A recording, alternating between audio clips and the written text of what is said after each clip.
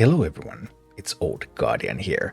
Hearthstone Mercenaries Mythic Boss Rush level 300 and day 6. Kresh, Lord of Turtling and Garrosh Hellscream.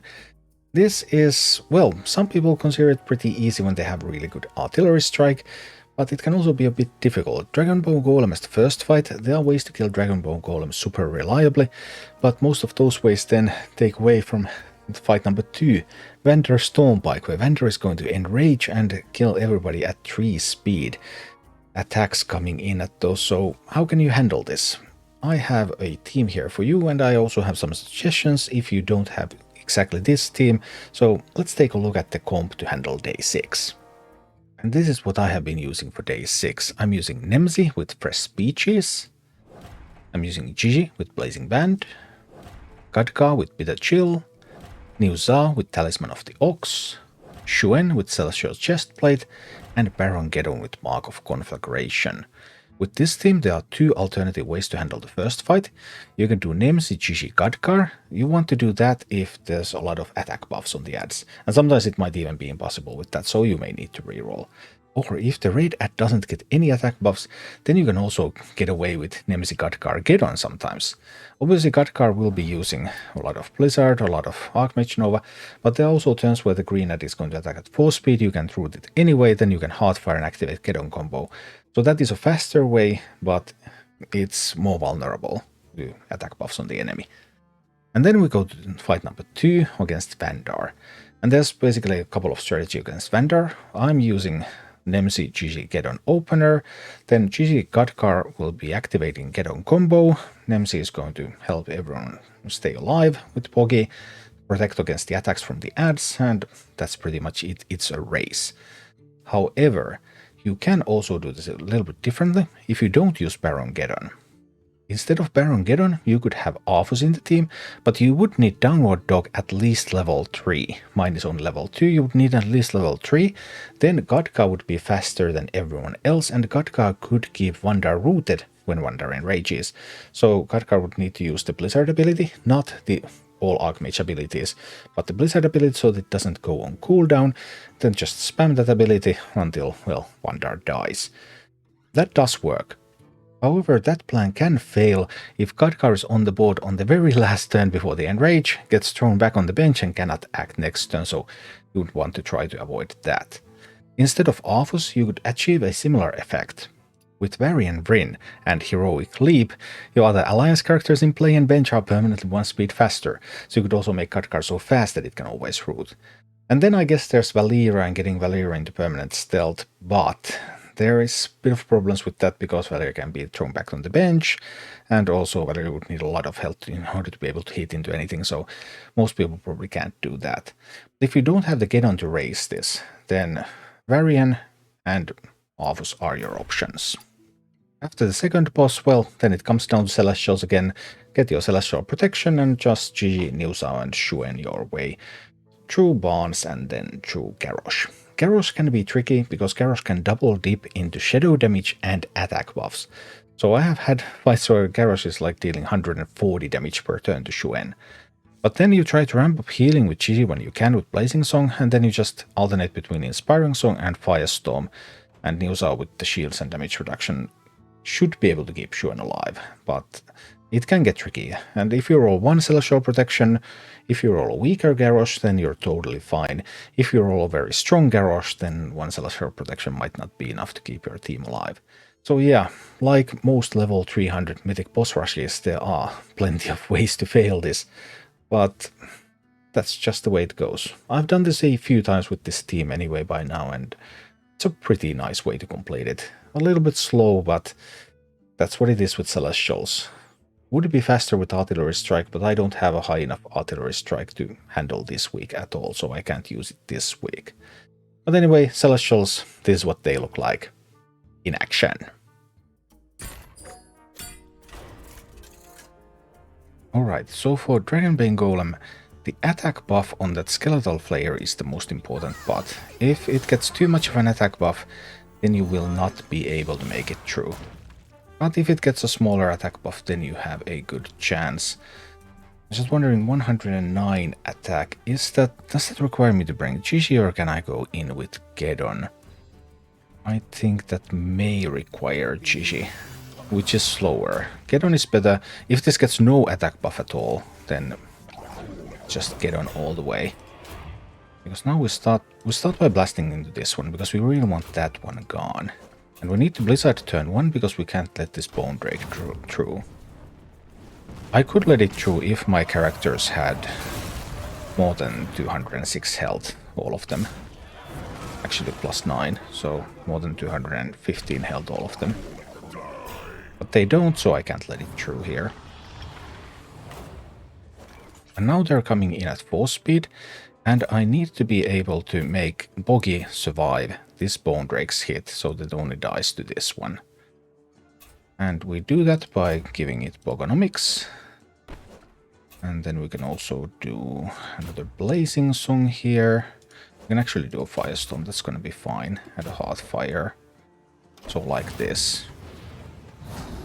So now my Boggy will live this through this one, and then it's only this attack that's going to kill Boggy.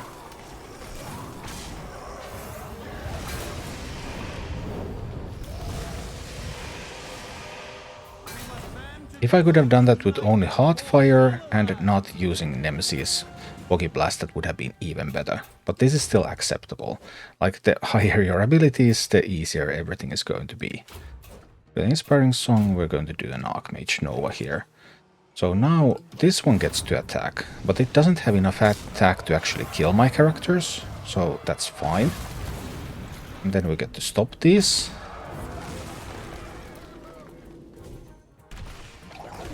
Like this, and we have Boggy again. Now, obviously, Nemsy has the debuff. If this character uses the same ability as last turn, it will take 95 damage. And it will have to use the same ability as last turn. It's only taking 95 damage, but it's taking 95 damage after I Firestorm, so it's all gonna be fine. Then we can do a Blizzard. Because we really need another Boggy up here for next turn. So there, that one kills Boggy. We get Firestorm, we get healing for Nemsy.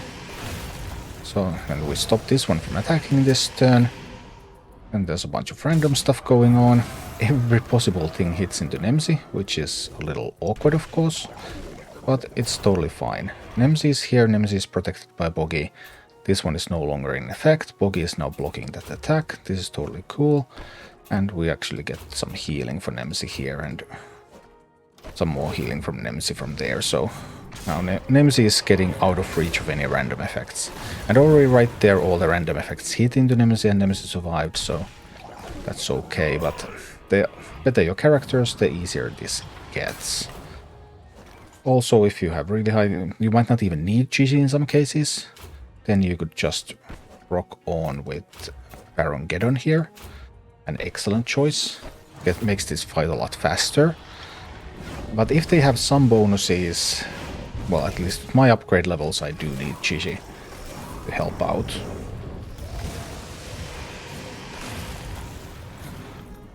So it really depends on the anomalies so much. But now we're perfectly safe. I mean, from here there is no possible way to lose this fight. Now it's just that because we had to bring Gigi instead of Geddon in order to compensate for the anomaly and the lower abilities that my Nemsy has, for example, then that means that it's just going to take more time. If I was in a more confident position, I would just be able to rock on with Baron Geddon here instead of Gigi and Boom Boom. Obviously Khadgar doesn't always activate Baron Geddon, but if I brought Baron Geddon to this fight, then I could use Hearthfire on Khadgar on all the turns when the Drake is attacking at 4 speed and I can't freeze it anyway. So then I would still get many turns where Geddon combo would activate, and Geddon combo just deals so much damage that Gigi fails in comparison. Like here would be Hearthfire into Geddon combo. But we'll do this with Gigi and it's totally fine too. It's safer, it allows you to handle a little bit worse anomalies than Geddon does. The best possible roll, I suppose, is when the player rolls no attack and then Geddon can just sweep through everything. It's beautiful when that happens.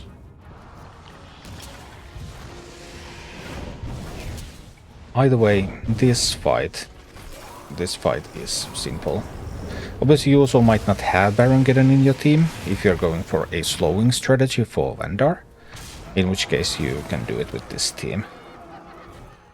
Okay, team's a little slow, but why this team? This team because there is a Celestial here. So we have that Celestial protection coming. So that's why it's exactly GG. You can also go for a root strategy for Vanndar, in which case then you bring Elise Khadgar. You could do this with like Niuzao Elise Khadgar. That can be done. But there is a risk of Niuzao dying. Much in the same way as there is a risk of Boggy dying. Things don't go well.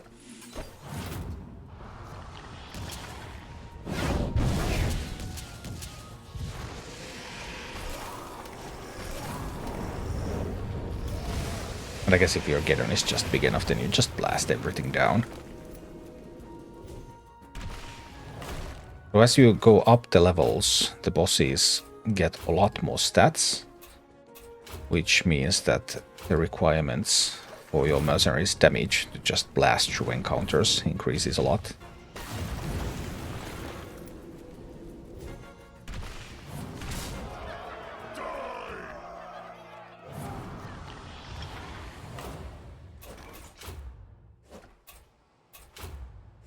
And here we go, just blasting on the Dragonbone Golem. Without Baron Geddon, it takes a while. Geddon is so good at killing protectors.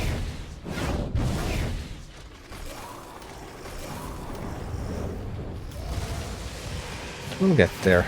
It's just healing every time someone adds. That's pretty annoying too.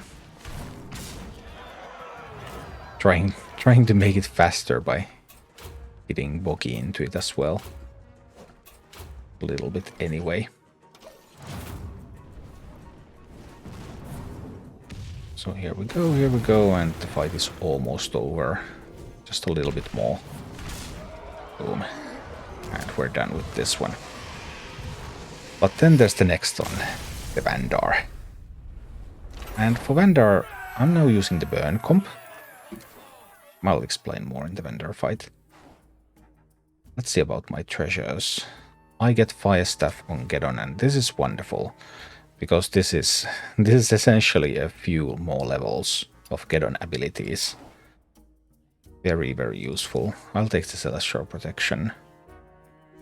Also a chance to pick that one up, but Celestial Protection is so important for future, and I believe that with the Fire Staff on Geddon I will be able to do Vanndar, I hope.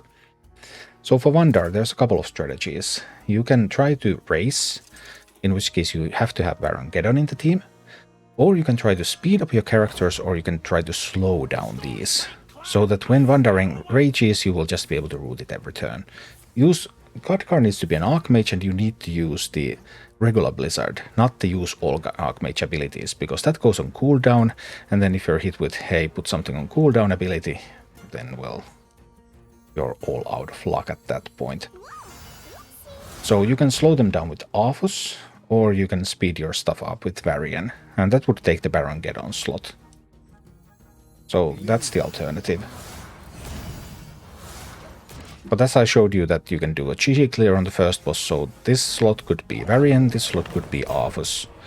All of those would work just fine. And now we start blasting, and we start blasting, and we start blasting. And thanks to the Fire Staff... Ooh, but that one hurt.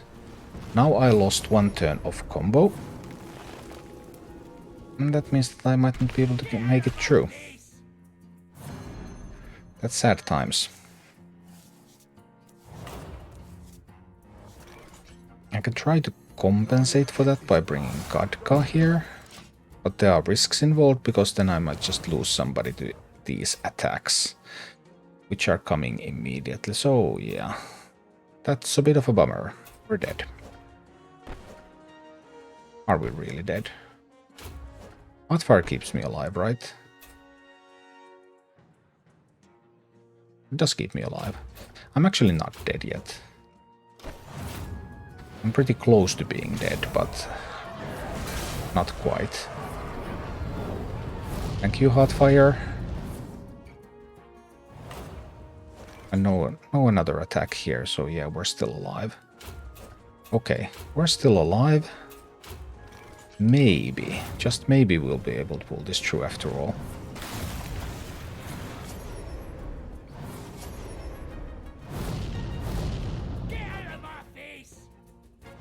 Someone's getting out of his face, and that one is going to be Khadgar, which means that we get to bring Nemsy back. Well, someone was going to go out at that point anyway, so yep, Nemsy comes in, so if one of these decides to attack, well, we have Boggy again. One of them decides to attack, well, we have Boggy again.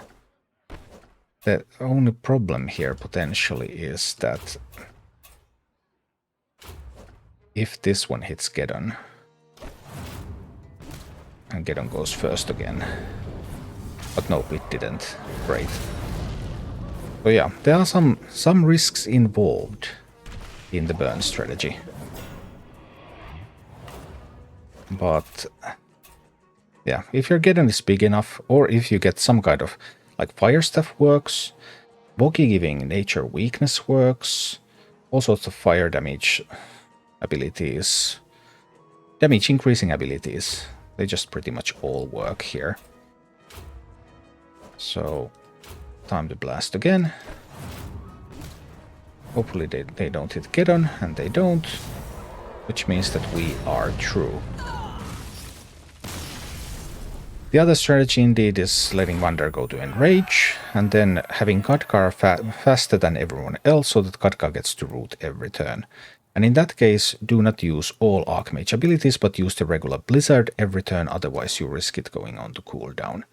And you can accomplish that with Arthas, with at least level 3 Bone.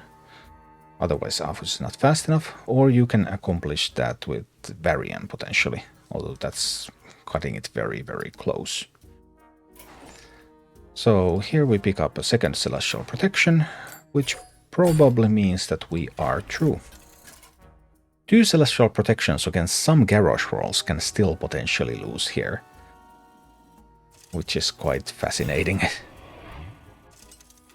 I think at least, because I have had a Garrosh roll where Garrosh dealt like 140 damage to Xuen every turn, but I still won. And that was true double Celestial Protection. This can also actually deal quite a bit of damage. It got a hefty attack buff. Alright, well. We believe in Celestial Protection and Niuzao's Divine Shields. I hope. Would suck to lose from this point. Because this is the same as Garrosh Desecration ability. It double dips. Gets your attack and then it gets the shadow damage. But that's actually more than 200 damage. But I have 2 Celestial Protections at this point, so I should still be fine, I believe. I can also start working on some Pounces to begin reducing that incoming damage from there. But the double dip it's certainly scary.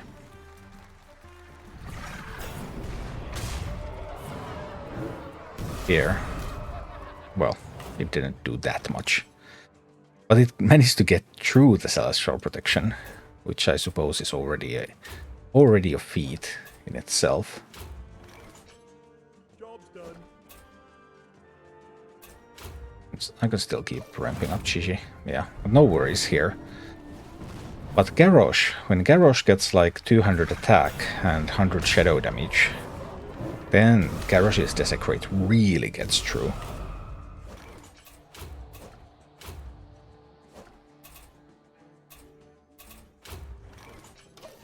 Firestorm a little here. It doesn't kill all of them, but...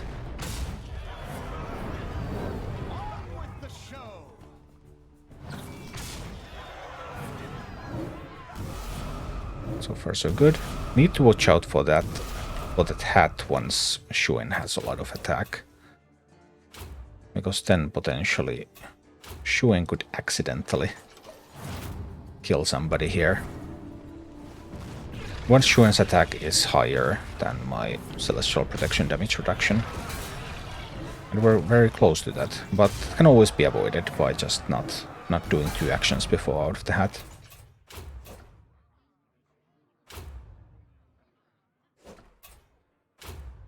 I think I can still afford to do this round. I have Divine Shields and everything.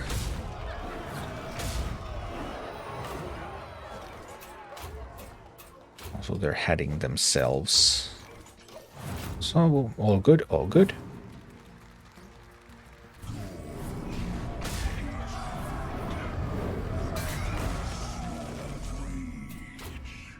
Yep. Let's go, let's go. Some good old celestial action.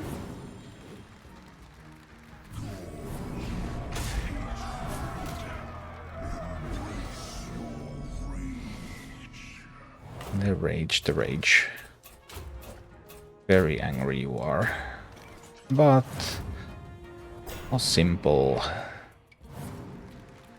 Firestorm will put an end to these spawns. Here we go. Wonderful. And then Garrosh. And Garrosh also has the Desecration double dips into attack buff plus shadow damage buff. And that can get really ugly. Kitty can be really, really strong, but I'm a little bit afraid of using Kitty. I mean, I can always not use it if it looks like I can't. We'll take the Kitty. And we might take Poke down. It so much depends on the attack rolls and everything here. So I have 2 copies of Celestial Protection. I am currently protected from 192 points of damage. I think. What was my Celestial Protection level again?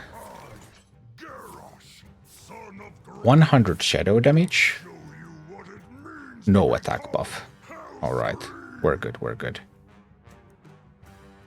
Yeah, we have enough protection. We won. But yeah, Garrosh getting benefit from both the shadow damage and the attack buff means that sometimes this Garrosh deals like 300, 400 points of damage. It can get really crazy. But right now it didn't. And we're perfectly fine.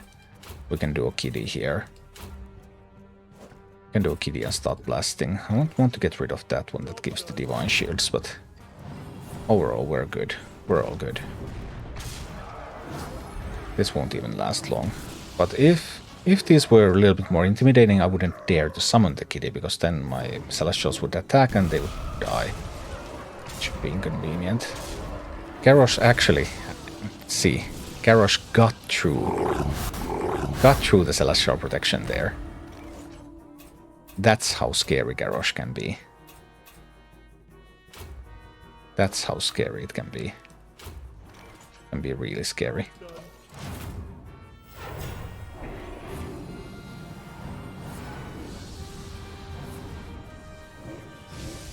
I may need to start working on some defensive maneuvers here as well.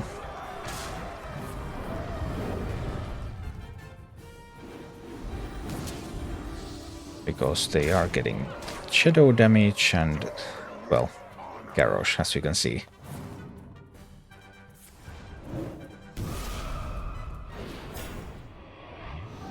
Killing only 20 damage per turn, so... But I guess we need to do a set of Divine Shields for a change here. And just blast on.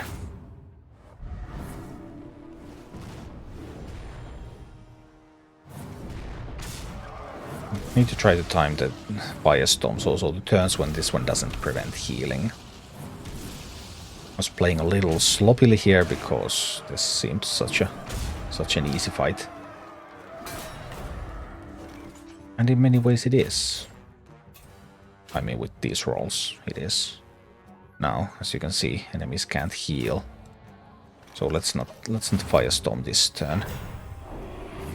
I'll Firestorm when that ability is on cooldown, so I get the healing too. Right now I'm not in a hurry. In the worst case scenario that I had in this fight, I needed to do Divine Shields, damage reduction. GG ramped up healing when it could, but then it was between the 4-speed healing and Firestorm, alternating between those two.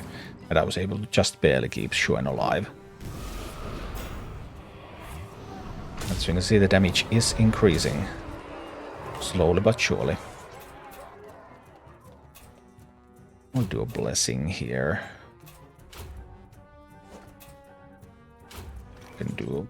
We can do a heal. I do want to get back to those kiddies. Kiddies are cool.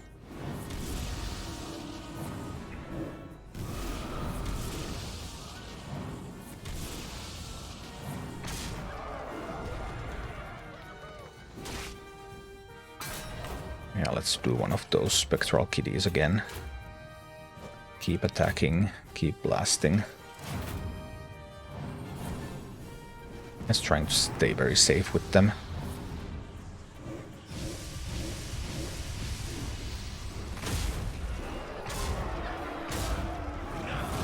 Right, needs to kill a couple. Sweet. Don't have to use all of my defensive abilities here either. We can do more kiddies. Get into that one. This is a good turn to Firestorm as well.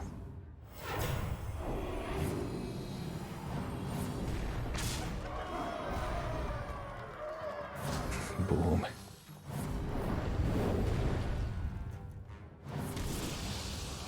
Firestorms in. Ooh, more kiddies. Why not? Why not? Let's just do as many as we can. Sounds good.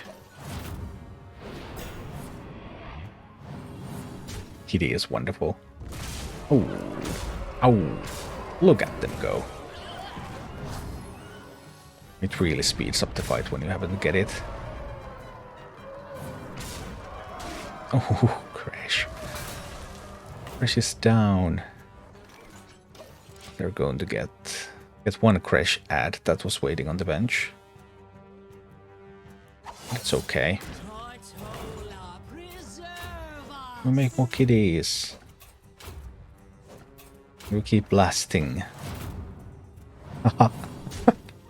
Oh, that is pretty hilarious. Oof. Oh dear, Garrosh.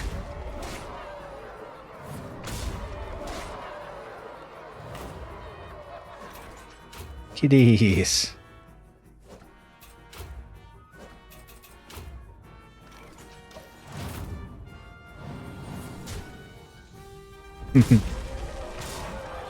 Yeah, so that was pretty fast this time. But it's not always that easy. But between making Divine Shields and trying to ramp up Jesus' healing when you can, and then alternating between the heals, you can take quite a lot of punishment. Also, an easier fight like that one would have been doable with one Celestial Protection, but some of the better Garrosh rolls require two. It's a re-clear, so we got 75 Renown. That one took 38 turns. So that's one strategy. With Celestials, the Celestial core is always the same. The first two fights you can do Nemsy Khadgar, you can do Nemsy Khadgar Geddon. Then instead of Geddon you could use Arfus, you could use Varian, go into Enrage against Vanndar so you don't try to raise it. And then you just instead kill it with the abilities. Just remember to always use the regular Blizzard so that you don't get locked out of roots and then, well, Vanndar is going to kill you. So, that was that. Thank you for watching. Click like and subscribe if you enjoyed this, and a special thanks to all of my Patreon supporters, YouTube members and Twitch subscribers who make all of these videos possible.